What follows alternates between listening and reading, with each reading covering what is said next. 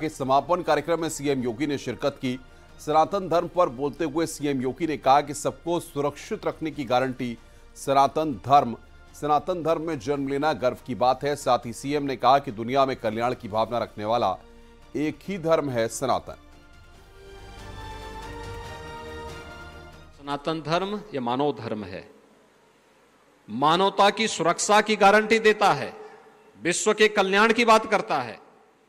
अगर सनातन धर्म पर संकट आएगा तो संकट भारत पर नहीं, विश्व मानवता पर आएगा। और इसीलिए सनातन धर्म सदैव उन मूल्यों की रक्षा करने की हमें प्रेरणा देता है जो व्यक्ति हो, समाज हो या ये व्यवस्था, इन सब के संरक्षण की, इन सबको सुरक्षित रखने की गारंटी अगर कोई देता है तो हमारा सनातन धर्म देता है। सनातन धर्म ही श्रीमद् भागवत महापुराण की कथा के माध्यम से, जो पहले दिन भी मैंने इस बात को कहा था, दुनिया के अंदर जितने पंथ, मत, संप्रदाय निकले हैं, सबकी कल्पना अंतिम क्या होती है? हमें स्वर्ग प्राप्त होगा।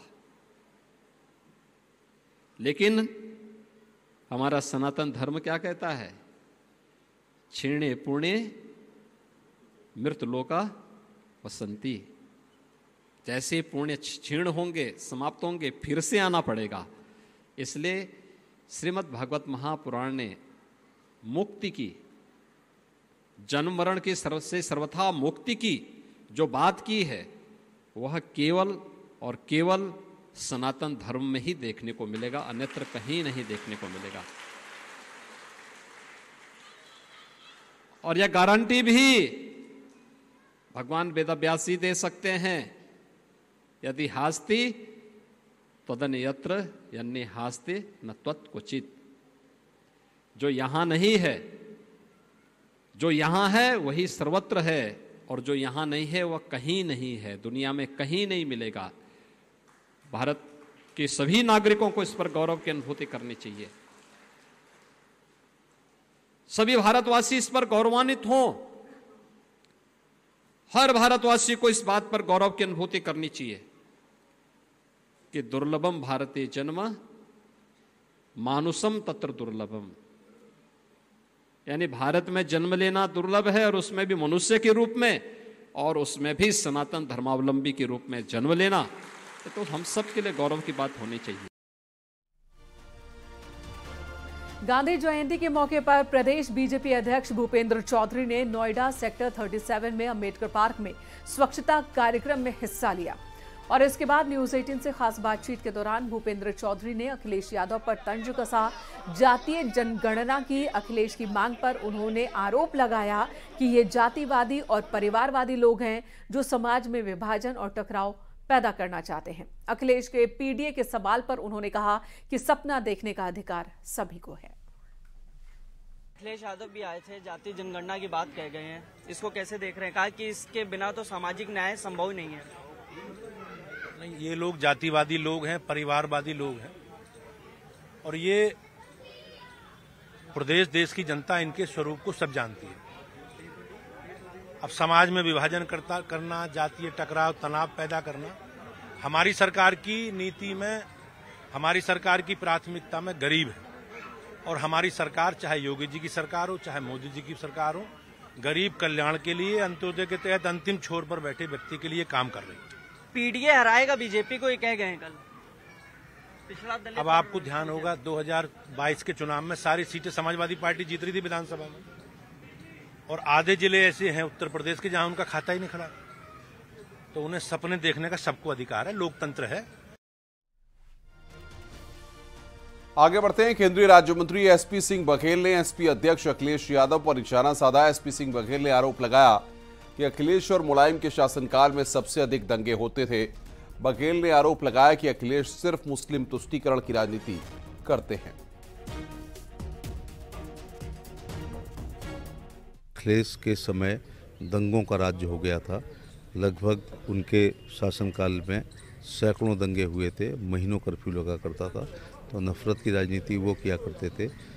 मोदी जी जोड़ने की राजनीति करते हैं और विकास की राजनीति करते हैं। इसलिए गांधी जयंती पर विपक्ष को सद्बुद्धि दे कि वो नफ़रत की राजनीति ना करें, तुष्टीकरण की राजनीति ना करें, और ख़ास तौर से जो ये विपक्षी एकता के द्वारा जो दुश्मन का दुश्मन हमारे दोस्त के सिद्धांत पर संधि हुई है और वो चल नहीं पाएगी, तो सबसे ज़्यादा वोटों की तुष्टीकरण, ख़ास तौर से मुस्लिम वोटों की तुष्टीकरण के लिए अखिलेश यादव और उनके पिताजी श्री मुलायम सिंह यादव पूरी ज़िंदगी राजनीति करते रहे। काश वो राष्ट्रवाद की बात करते, देश की एकता अखंडता की बात करते, भाईचारे की बात करते, सामाजिक सौहार्द की बात करते और अंतिम व्यक्ति के चेहरे पे मुस्कान लाने के लिए अंत्योदय की बात करते, तो मैं ज़रूर ये कहता कि वो सही रास्ते पे राजनीति कर रहे हैं। इधर समाजवादी पार्टी के अध्यक्ष अखिलेश यादव भले ही जातिगत जनगणना के साथ खड़े हों, इसकी मांग कर रहे हो, लेकिन उन्हीं के सांसद शफीकुर रहमान बर्क का कहना है कि जातिगत जनगणना की इस वक्त जरूरत ही क्या है। बिहार की ओर से पुस्तक जारी किया गया जिस पर उन्होंने सवाल खड़े किए और कहा कि ये इलेक्शन है जिसकी वजह से सभी अपना अपना धंधा चला रहे हैं। तो इसकी इस वक्त क्या इस जनगणना से इलेक्शन होगा क्या? इससे कैसे ये इस वक्त क्या जरूरत पड़ी है आंकड़ों की?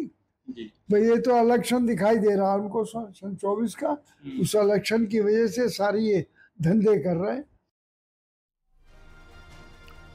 प्रयागराज के उमेश पाल हत्याकांड से जुड़ा बड़ा खुलासा हुआ है। पुलिस की पूछताछ में अशरफ के साले सद्दाम ने पुलिस के सामने कई राज उगले हैं। सद्दाम ने बताया कि हत्या के बाद इधर उधर भाग रहे असद और शूटर गुलाम को छुपाने के लिए अतीक ने सद्दाम को फोन किया था। अतीक ने सद्दाम से जेल से फेस टाइम ऐप के जरिए बातचीत की थी। हत्या की साजिश फेस टाइम ऐप से जेल में ही रची गई थी।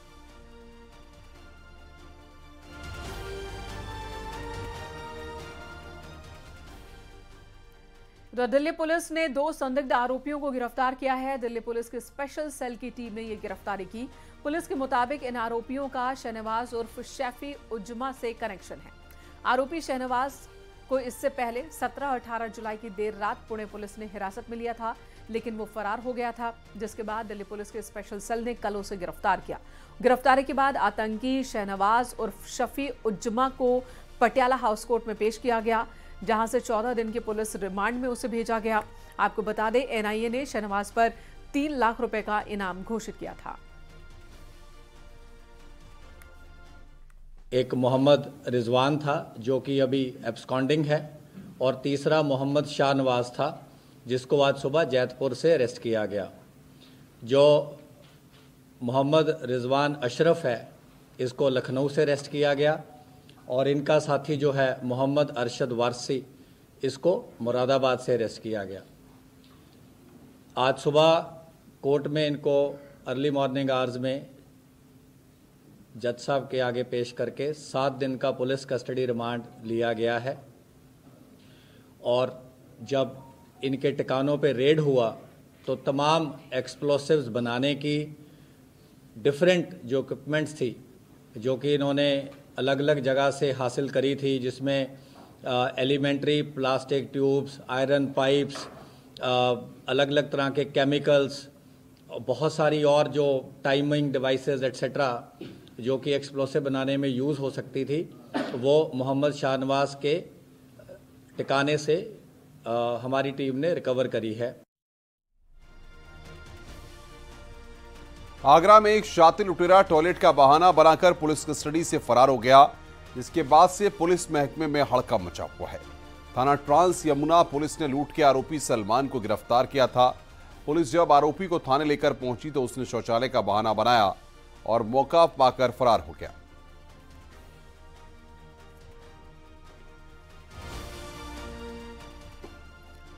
इधर कानपुर देहात पुलिस ने भारी मात्रा में प्रतिबंधित मांस के साथ 3 तस्करों को गिरफ्तार किया। पुलिस ने 2 बदमाशों को मौके से धर दबोचा। इसी दौरान 2 बदमाश भाग निकले।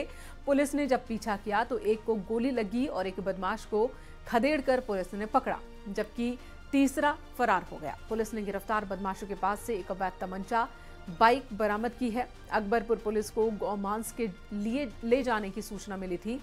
पुलिस ने गांव में दबिश दी तो 2 मारुति वैन में तकरीबन 150 किलो गौमांस, 7 लाख रुपए और औजार बरामद हुए।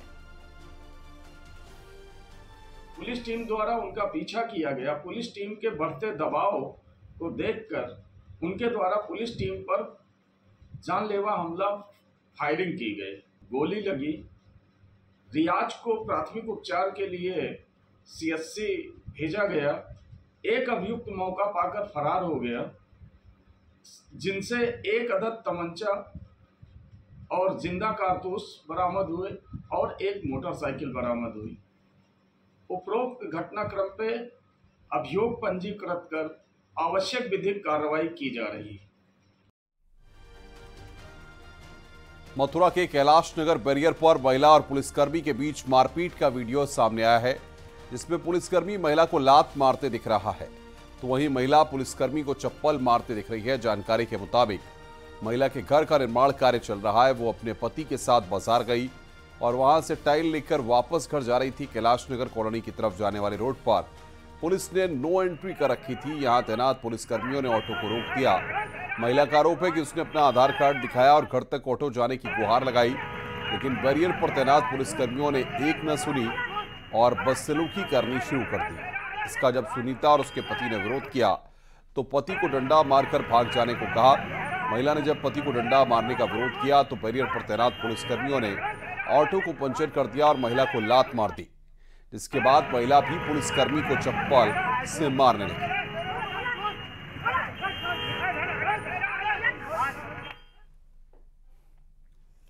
इधर पाकिस्तान से ग्रेटर नोएडा आई सीमा हैदर ने महात्मा गांधी की जयंती पर उन्हें नमन किया। और इतना ही नहीं, गांधी जी की जयंती पर सीमा हैदर स्वच्छता अभियान का हिस्सा भी बनी और गली में झाड़ू लगाती नजर आई, जिसका वीडियो सामने आया है, जिसमें सीमा हैदर भारत के स्वच्छता अभियान का हिस्सा बनती नजर आ रही हैं। नमस्कार, राधे कृष्णा। आज देश के लिए बहुत पवित्र दिन है। 2 अक्टूबर को देश के महात्मा गांधी जी और शास्त्री जी का जन्मदिन है और मैं भी भारत देश में हूँ।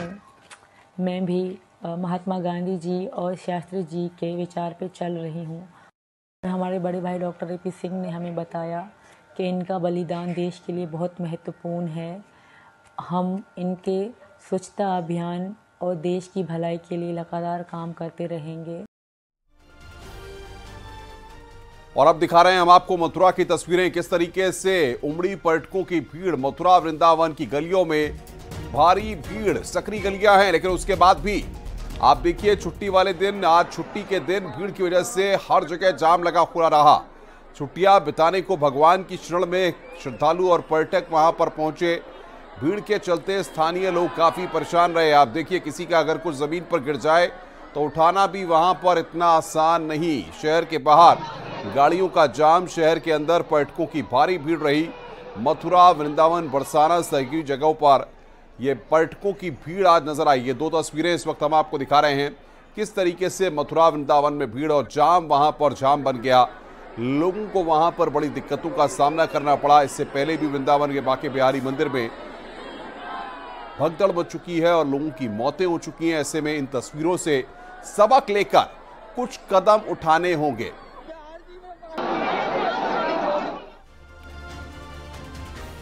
यहां रुकेंगे एक छोटे से ब्रेक के लिए। ब्रेक के बाद खबरों का सिलसिला लगातार जारी है।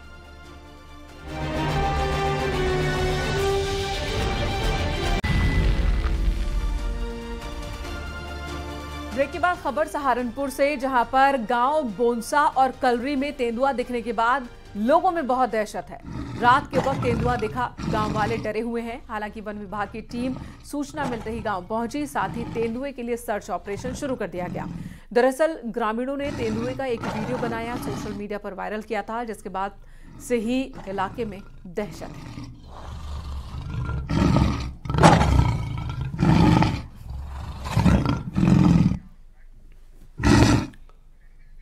आगे बढ़ते हैं। झांसी के शाहजहांपुर थाना इलाके में आवारा कुत्ते की दहशत देखने को मिली। आवारा कुत्तों ने एक महिला पर बेरहमी से हमला कर दिया। कुत्ते के हमले में महिला लहूलुहान हो गई। परिजन घायल महिला को इलाज के लिए अस्पताल ले गए। वहीं कस्बे में आवारा कुत्तों की बढ़ती तादाद अब लोगों के लिए परेशानी का सबब है। स्थानीय लोगों का आरोप है कि आवारा कुत्तों से निजात दिलाने के लिए कई बार नगर पालिका से लेकर जिम्मेदार अधिकारियों से गुहार लगाई गई, बावजूद इसके लोगों को आवारा कुत्तों के आतंक से निजात मिलती हुई नहीं दिखाई दे रही है। गाजियाबाद के अजहरुद्दीन ने एक ऐसी कार बनाई है जो सोलर एनर्जी से चलेगी और वो भी बिना किसी बैटरी की मदद के। सोलर ऊर्जा जब ना हो तब बैटरी की मदद से ये कार चल सकेगी। अजहरुद्दीन का दावा है कि उनकी ये कार देश की पहली ऐसी कार है जो सोलर पैनल के साथ सौर ऊर्जा से बिना किसी बैटरी के चल सकती है। तस्वीरों में भी आप देख सकते हैं किस तरह ये कार अपने पंख फैलाए सड़कों पर चलती नजर आ रही है। सोलर ऊर्जा से चलने वाली कार की टॉप स्पीड 40 किलोमीटर प्रति घंटा। अजहरुद्दीन को इस गाड़ी को बनाने के लिए 5 महीने का वक्त लगा। वहीं दूसरी ओर महज 4 लाख रुपए की लागत से ये कार बनकर तैयार हो गई। हाँ, ये गाड़ी अभी तक हमारी इंडिया में जो छतों पर सोलर लगाया जाता था छोटा, जिससे कि हमें फ़ायदा नहीं मिलता था।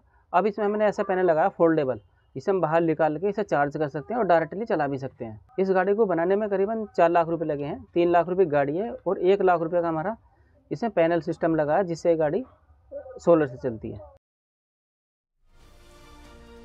आगे बढ़ते हैं। अयोध्या से रामेश्वरम तक लगने वाले राम स्तंभ का पहला स्तंभ आज अयोध्या पहुंच गया। शनिवार को राजस्थान के माउंट आबू से रामनगरी के लिए रवाना हुआ था। फूलों से सजे ट्रक पर बने रथ के जैसे एक विशेष वाहन से यह राम स्तंभ रामनगरी लाया गया। 2500 किलोमीटर दूरी तय कर अयोध्या पहुंचे स्तंभ का पूजन कर स्वागत किया गया। पहले राम स्तंभ को मणि पर्वत पर स्थापित किया जाएगा। अगर की मेकिंग की बात करें तो ये स्तंभ जो बना है ये राजस्थान में आबूलैंड में एक हमारी त्रिवेदी फर्म है, इन्होंने इसको बनाया है। इसमें श्री राम जी के जो सूर्यवंश के जो चिन्ह हैं, जैसे कि भ्रिकुटी है यानी उनका तिलक है, इसमें आप धनुष के आकार देखेंगे, तो ये सारी चीज़ें उसमें रखी गई हैं। प्लस में एक इसमें 3.5 से 4 फीट का हमारा एक पीतल का एक ध्वज रहेगा जो हमेशा उस पर लहराता रहेगा और प्रभु की पताका चलती रहेगी। इस पत्थर की अगर हम आयु की बात करें तो पत्थर की आयु लगभग 700 से 1000 वर्ष रहेगी। 1000 वर्ष तक इसका मापन किया गया है, इसको देखा गया है, टेस्ट करा गया कि 1000 वर्ष तक ये पत्थर कहीं भी टिकने हिलने वाला नहीं है। तो कुल 290 स्तंभ लगाए जाने हैं उन रास्तों पर जहां जहां से भगवान राम अपने परिवार के साथ वनवास के दौरान गुजरे थे। चलिए, खबर दमदार में फिलहाल इतना ही। आगे बढ़ेंगे, उत्तराखंड की खबरों पर नजर डालेंगे, लेकिन उससे पहले नजर हेडलाइंस पर।